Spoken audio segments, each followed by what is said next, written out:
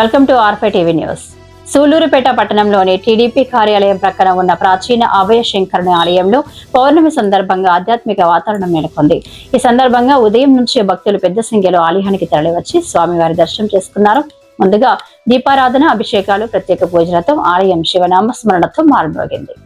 ఈ ఆలయంలో ప్రతిష్టమైన శివయ్య బ్రహ్మసూత్రం స్వరూపమైన శివలింగం ప్రత్యేక విశేషంగా భక్తులను ఆకర్షిస్తోంది. శివుడు స్వయంభూగా అవతరించినట్లుగా భావించే ఈ శివలింగానికి దర్శనం చేస్తే కష్టాలు తొలగి శాంతి, శ్రేయస్సు కలుగుతాయని భక్తుల నమ్మకం. పౌర్ణమి రోజున ఈ శివలింగాన్ని దర్శించుకోవడం మహాపుణ్యమని ఆలయ పూజారులు తెలిపారు.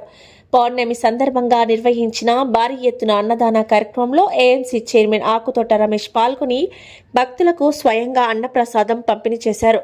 అన్నదానం మహాదానం అన్న శివభక్తి భావనతో ఈ కార్యక్రమాన్ని నిర్వహించడం అభినందనీయమని భక్తులు పేర్కొన్నారు.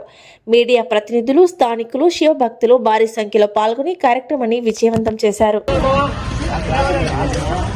తిండ్రా కడుపు నిండా తిండ్రా వద్దంటే అడుగు ముందు పక్కన ఆంటీ పక్కన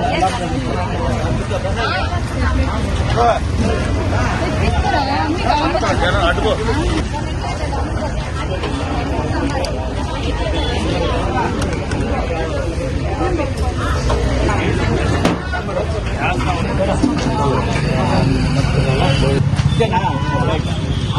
బట్టి